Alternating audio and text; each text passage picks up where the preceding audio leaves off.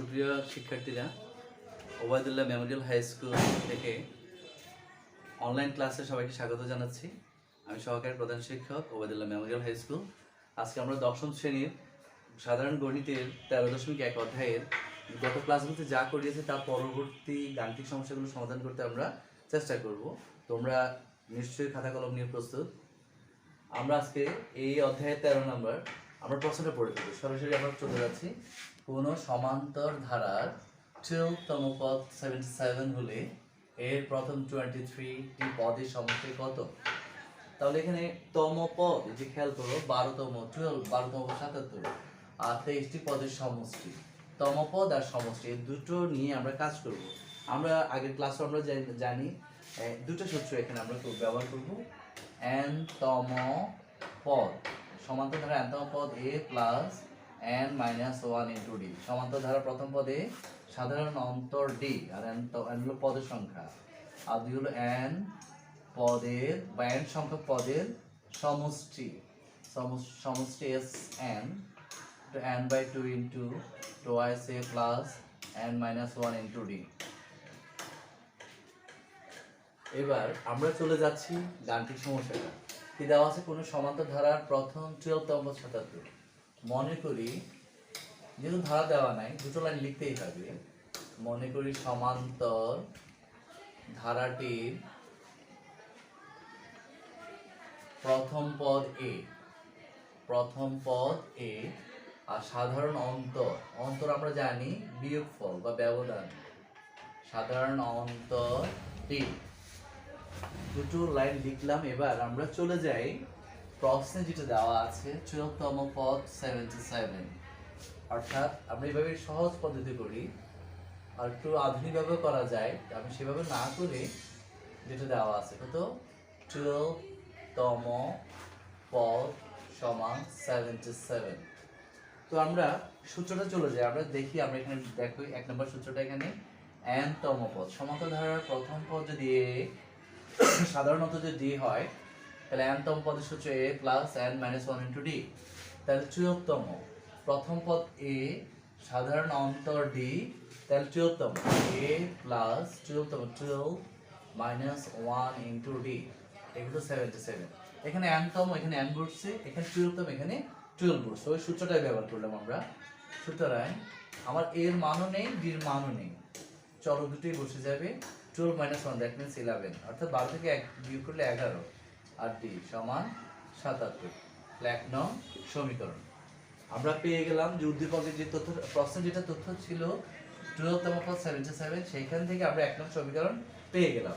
এবার আমাকে বলা হয়েছে প্রথম 23টি পদের সমষ্টি কত। তো আমরা জানি সমষ্টি সূত্র, সমষ্টি বা যোগফল আমরা জানি সমান্তর ধারার n সংখ্যক পদের সমষ্টি, সমষ্টি বা যোগফল, সমষ্টির সূত্র s n equal to n by 2 into twice a plus n minus 1 into d। আমরা সূত্রটা লিখলাম। প্রশ্নটা আবার পড়ি, লাস্ট লাইন। এর প্রথম 23 অর্থাৎ 23টি পদের সমষ্টি, তাহলে n এর মান কত হবে 23 সংখ্যক পদের সমষ্টি, s সমষ্টি n এর মান 23, আবারও n এর মান 23 ডিভাইড 2। এর মান নেই, আমার ডির মানও নেই, বসিয়ে ফেলবো। twice a প্লাস শুধুমাত্র n এর মান 23 মাইনাস 1 ইন্টু d। তাহলে দেখতে পাচ্ছি আমরা এখানে 23/2, এখানে হলো কত twice a plus 23 minus 1 that means 22 into d, first ব্র্যাকেটে হবে। আর সো এই অংশটা করার জন্য আমরা এখন বাকিটা এখানে মুছে ফেলি। আমরা ডান পাশে চলে আসি, দেখি সমান সমান চিহ্ন হবে 23/2। আর এখানে দেখো 2a এর সাথে 2 গুণ আর d এর সাথে 22 গুণ, দুটাই জোড় সংখ্যা, দুইটাতে 2 কমন যায়। এখানে গুণ আছে, তাহলে গুণ থাকবে। এভাবে দিতে পারি 2 কমন নিলে কত থাকে, 2 দ্বারা 2a কে ভাগ করলে 2 দ্বারা 2a কে ভাগ করলে কত থাকে a প্লাস 2 দ্বারা 22 কে ভাগ করলে 11 d। তাহলে উপরে 2 কাটা 23 গুণ a প্লাস, আমরা 1 নং সমীকরণ দিকে চলে যাই। a প্লাস 11 d এর মান কত বের হলো 77। তাহলে এটার মান আমরা বসাতে পারি 77। ক্যালকুলেটর গুণ করলে হবে 1771, অর্থাৎ 1771, এটাই হবে অ্যান্সার। আমি উত্তর এখন লিখছি না। তো অর্থাৎ আমাদের এই গাণিতিক সমস্যাটা সমাধান হয়ে গেল। তোমরা নিশ্চয়ই বুঝতে পেরেছো। ঠিক একই রকম নিয়মে 14 নম্বর পরবর্তীটা তোমরা শুধুমাত্র চেয়ে দেখো, এটা তোলা হয়ে গেছে নিশ্চয়ই। তাছাড়া তোমরা ইউটিউবে যেহেতু ভিডিও আছে এটা পজ করে করে তোমরা লিখতে পারবে।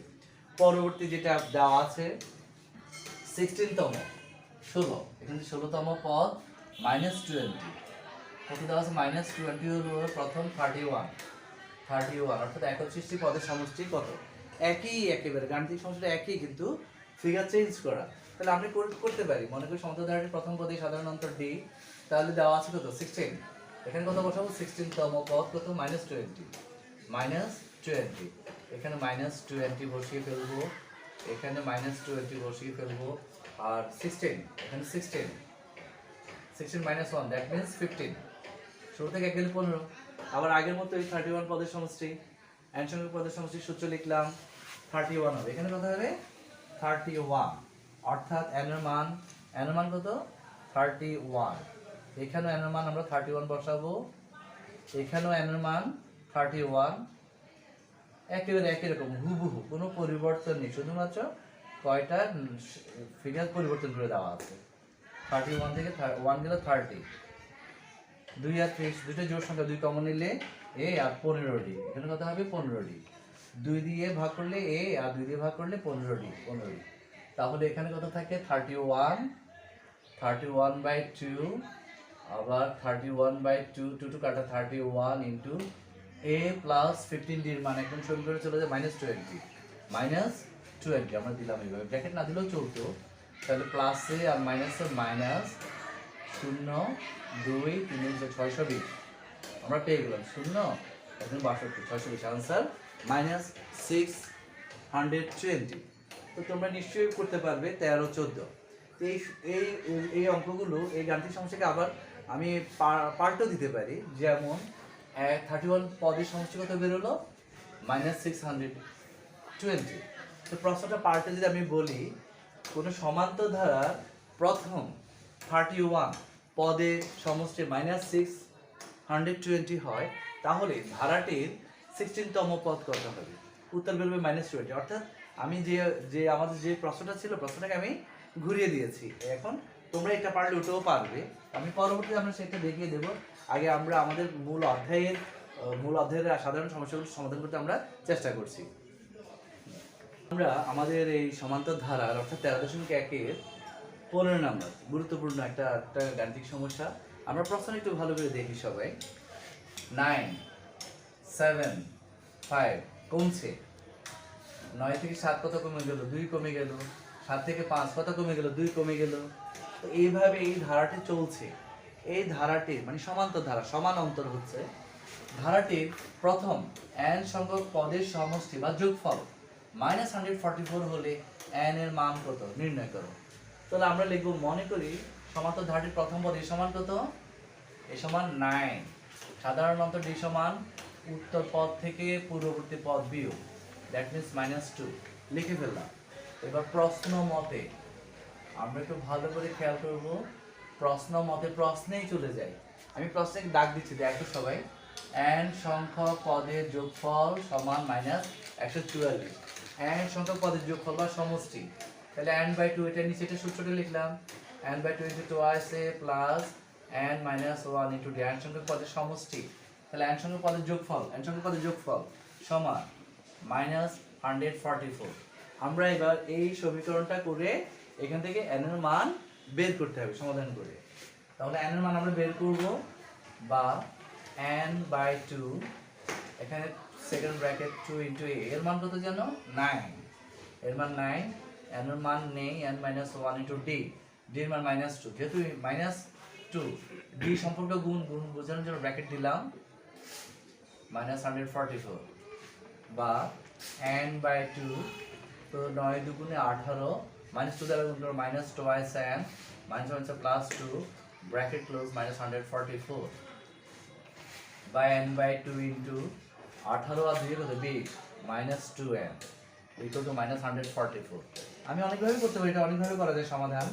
2 শুধুমাত্র এখান থেকে 2 কমন নেব, 2 কমন 2 দিয়ে ভাগলে 10 দুগুণে 20 আর n, তো 2 কাটা সমান মাইনাস 144। আমরা ডান পাশে চলে আসি, তোমরা দেখতে পাচ্ছ বা n দ্বারা গুণ করব, n ইন্টু 10 মাইনাস n, লিখে ফেলি n into 10 minus n equal to minus 144 তো n দ্বারা গুণ করো 10n মাইনাস n গুণ করলে n square equal to minus 144। তো মাইনাস n স্কয়ার সাজিয়ে লিখব, minus n square plus 10n minus 144 নিয়ে আসলে প্লাস 144 ইকুয়াল টু 0।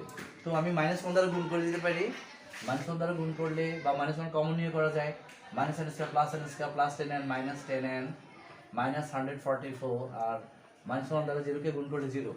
এবার মিডল টার্ম ফ্যাক্টর আমরা জানি n স্কয়ার আর 144 গুণ করলে 144 n স্কয়ার 8 দিয়ে ভাগ করলে 18, 8 আর 18 অর্থাৎ উৎপাদক 18 আর 8 হবে, 18 সাথে n হবে আর এর সাথে n হবে, 18টা n থেকে 8টা n গেলে 10টা n, 10টার আগে বিয়োগ, তাই বড়টার আগে বিয়োগ ছোটটার আগে প্লাস। মিডল টার্ম তোমাদের নিশ্চয়ই জানা আছে, যেহেতু তোমরা দশম শ্রেণীর ছাত্রী, তাই আমি কিভাবে সেটা দেখালাম না। n কমন গেলে n মাইনাস 18, 8 কমন নিলাম n মাইনাস 8 দ্বারা ভাগ করলে 18 ইকুয়াল টু 0। আবার n minus 18 into n plus 8 equal to কত? 0। 0 যেন 6 এর মতো না হয়, সুতরাং লিখতে পারি অথবা হয় নতুবা, সুতরাং উৎপাদক দুটো উৎপাদকের গুণফল 0। তাহলে n মাইনাস 18 এটার সাথে এটা গুণ আছে, এটা গুণ 0 ভাগ করলে কত? 0 হবে। অথবা n প্লাস 8 এই উৎপাদকের সাথে এই উৎপাদকটা গুণ আছে, যেটা দ্বারা 0 কে ভাগ করলে কি হয়ে যাবে? 0 হয়ে যাবে। তাহলে দাঁড়াবে n ইকুয়াল টু মাইনাস 18 এদিকে প্লাস 18 আর এখানে n ইকুয়াল টু প্লাস 8 চলে গেল মাইনাস 8। আমার চাওয়া হয়েছে কি n এর মান কত, তাহলে n এর মান দুটো মান বেরোলো, n ইকুয়াল টু 18 আর n ইকুয়াল টু মাইনাস 8। তো আমি এখানে নিচে লিখব ইহা গ্রহণযোগ্য নয়, কেননা n ঋণাত্মক হতে পারে না, কেননা n কি হতে পারে না? ঋণাত্মক হতে পারে না। তাই আমরা এটা কি করব? গ্রহণযোগ্য নয়, পাশে নোট লিখবো আমরা, যেহেতু n এর মান ঋণাত্মক হতে পারে না, এটা গ্রহণযোগ্য নয়, কেননা n এর মান ঋণাত্মক হতে পারে না। চাওয়া হয়েছিল কি n এর মান কত, অর্থাৎ n এর মান কত? 18, n এর মান 18। এবার আমরা চলে যাই পরবর্তী, আরো একটা আছে পরবর্তী 2 4 6 একই রকম, 2 4 6 ধারাটির এক সংখ্যক পদের সমষ্টি বা যোগফল কত? 2550। 2550 হলে n এর মান কত? প্রশ্নটা আমরা চলে যাই, আমরা মুছে ফেলি আমরা প্রথম থেকে আবার করবো, যেহেতু তোমরা তুলে ফেলছো নিশ্চয়ই। খুব একেবারে সহজ, চেষ্টা করলেই পারবে বাসায়, যেহেতু আমরা এই অধ্যায়ের প্রতিটা গাণিতিক সমস্যার সমাধান করার চেষ্টা করছি, প্রথম থেকেই তোমরা পারবে, আগেগুলো ভালো করে খেয়াল করলে অবশ্যই এটা পারবে।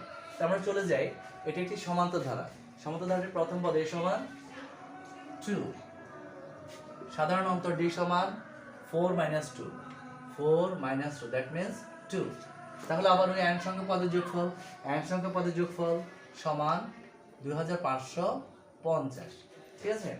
এবার আমরা মানগুলো বসিয়ে দিই ঠিক আগের মতোই, n/2 * 2 * a এর মান 2 প্লাস n - 1 আবার d এর মান 2 সমান 2550, বা n/2 * 2 * 4 প্লাস 2 দ্বারা গুণ করো twice n মাইনাস 2 কে 2 সমান 2550, বা n/2 এখানে প্লাস 2n 4 থেকে 2 চলে গেলে 2 বড়টার আগে যোগ 2 সমান 2550। এখান থেকে 2 কমন নিতে পারি আমরা, n/2 ইনটু একটা 2 কমন নিলে n প্লাস 1 2 কাটা ইকুয়াল টু 2550। এবার n দ্বারা গুণ করে দিই, n স্কয়ার প্লাস n আর মাইনাস 5050 নিয়ে আসি, ধনা থেকে নিয়ে আসলাম। তাহলে মিডল টার্ম ফ্যাক্টর মাঝখানে প্লাস n, অর্থাৎ একটা n আনতে হবে। তাহলে একটা আনতে গেলে আমরা মিডল টার্ম উৎপাদক করব, প্রথম পদ n স্কয়ার বসে যাবে, শেষ পদ -2550 ইকুয়াল টু 0 ভালো করে খেয়াল করো। উৎপাদক করলে 2550 কে উৎপাদক করলে 50 51 n আর 50 n, অর্থাৎ 51 এর 50 n গেলে একটা n, তাহলে একটা n এর আগে কি প্লাস, এটার আগে প্লাস, তবে বড়টার আগে প্লাস, ছোটটার আগে মাইনাস, অর্থাৎ +51 থেকে -50 গেলে +1 হবে, প্লাস n হবে। তো বা n কমন গেলে n প্লাস 51 -50 কমন গেলে n মাইনাস আছে প্লাস n ভাগ করলে 51 ইকুয়াল টু 0, বা n minus 50 into n plus 51 উৎপাদক করে ফেললাম, মিডল টার্ম করলাম, দুটো উৎপাদক হলো গুণফল সমান কত 0। উৎপাদক যতগুলি হোক প্রতিটি উৎপাদকের মান আলাদাভাবেই 0 হবে, n মাইনাস 50 ইকুয়াল টু 0 হবে, নতুবা বা অথবা n প্লাস 51 ইকুয়াল টু 0। সুতরাং n ইকুয়াল টু -50 থেকে +50, n ইকুয়াল টু +51 গেলে -51, এটা ঋণাত্মক মান, n এর মান এটা ঋণাত্মক। ইহা গ্রহণযোগ্য, এই লাইন লিখতেই হবে, তোমরা পরীক্ষার সময় অবশ্যই লিখবে, গ্রহণযোগ্য নয়, কেননা n ঋণাত্মক হতে পারে না, n ঋণাত্মক হতে পারে না, এই কথাটা লিখতেই হবে। তাহলে চাওয়া হলো কত, n এর মান কত, n এর মান বাইরে হলো 50। তাহলে আমরা এই অঙ্কটা গাণিতিক সমস্যাটা n সংখ্যক পদের যোগফল বা সমষ্টি দিয়ে আমরা সূত্র ব্যবহার করে ফেললাম। তো তোমরা আজকে যতগুলো করেছো বাসায় করতে চেষ্টা করবে, কয়েকবার করবে, 2 বা 3 বার করে চেষ্টা করবে, অবশ্যই তোমরা এই অধ্যায়ের গাণিতিক সমস্যাগুলো সমাধান করতে পারবে। আগে মূল অধ্যায়ের মূল অঙ্কগুলো করে ফেললেই পরবর্তীতে তোমরা সৃজনশীল আরো ভালো করতে পারবে। তো আশা করছি তোমরা ভালোভাবে বুঝতে পেরেছো, ভালো থাকবে, স্বাস্থ্যবিধি মেনে চলবে, সুস্থ থাকবে, এই প্রত্যাশা করে আমরা আমাদের আজকে অনলাইন ক্লাস শেষ করছি। ধন্যবাদ সবাইকে।